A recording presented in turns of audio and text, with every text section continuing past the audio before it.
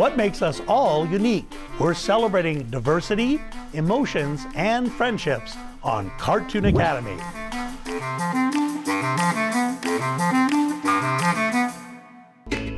What makes a really great friendship?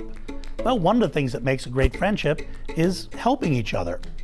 We're going to draw a symbiotic relationship. This is the kind of relationship where two or more animals help each other out.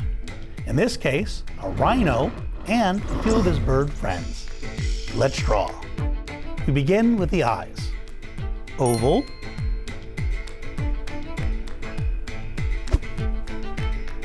And a letter C backwards. The pupils. 1, 2. The eyebrows. 1, 2, 3 little dashes. 1, 2, 3. Now for the snout and horn. A line down. And then we're going to add the horn. When drawing a rhinoceros's horn, it's best to come right to the point.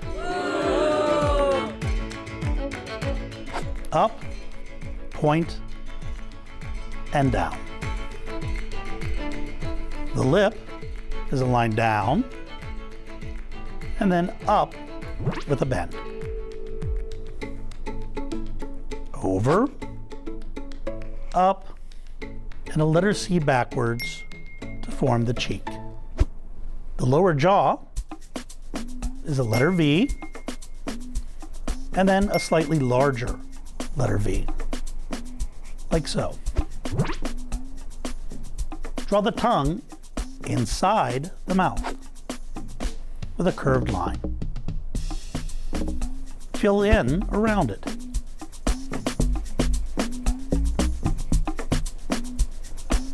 Now we add a nostril. It's an upside down letter U and a little dash. Now we're going to add some shading to the horn.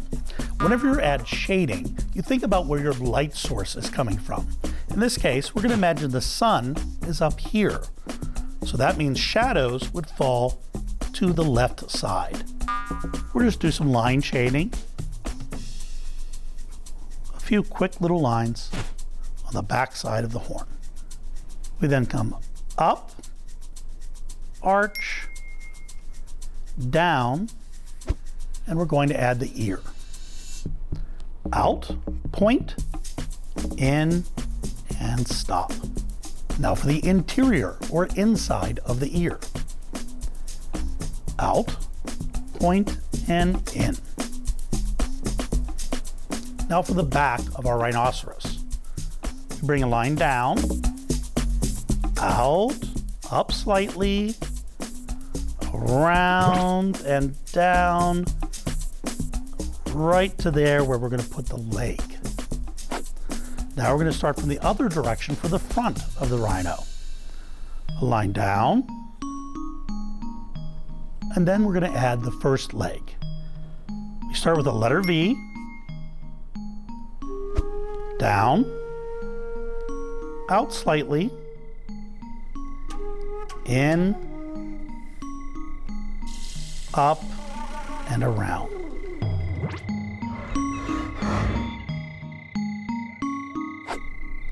The hind leg is very similar. We come out, in slightly, up, add a line. A curved line across the belly. Now for the other legs. Down, out, in, down, out, and in. Toenails, we just use the letter M. Letter M, letter M, letter M, and one more time. Now for the tail. Out, point, up, and in. And then a little floof here on the end. We're going to add some wrinkles on the knees. The wrinkles on the knees are just letter E's. Letter E, letter E. Right behind here, we see one more ear sort of sticking up in the back. There's our rhino. Now we're going to give him his bird friends. Now the birds provide a symbiotic relationship, helping the rhino by picking off little bugs and ticks and other parasites. So it helps him out. It can also use its call to alert the rhinoceros whenever danger is approaching. We're going to start with a bird right here on the back. Circle. Letter C. Period. And period. The beak is a letter V turned on its side that we then stretch out. And then bring a line to cap off the end. For the head, just a couple little feathers. Looks like a letter W. Add one more and in. A line down, out. Letter D forms a wing. Bring down the body, around and up. A letter U, up into the neck, and then another letter D for the wing. He's just sort of sitting on the back side there.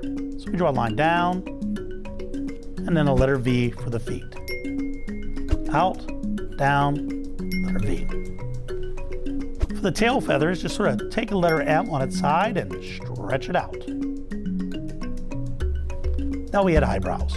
1, 2. That's our first bird. Let's give him another friend too. Circle. Letter C. Period and period. The beak.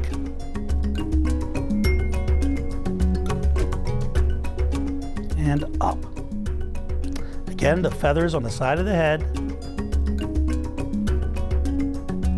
Come down, down, around and up with a letter U. And the wings again are a letter D. For the legs and feet, line down, letter V, down, letter V. There's another wing sticking out here. And then eyebrows.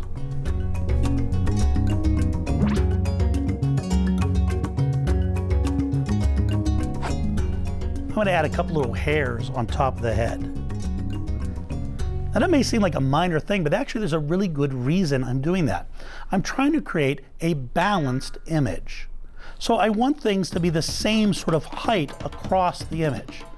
This is called scale, the size of things. So if you look at the size of the birds and the size of the rhino, there's a big difference. But I want it to all sort of line up and be even. So across the top now, you'll see that the hair lines up with the top of the birds. We're now going to add our setting. Setting is where or when a story takes place. We're just going to add some ground surface. Notice the back and forth or texture of the line. Now let's add some tall grass. Up, down, up, down, up, and back in. Same thing on the other side. This is to help balance the drawing. Up, down, up, down, up, and down. There's our rhinoceros and his best friends. Be sure to sign your name. Take pride in your work.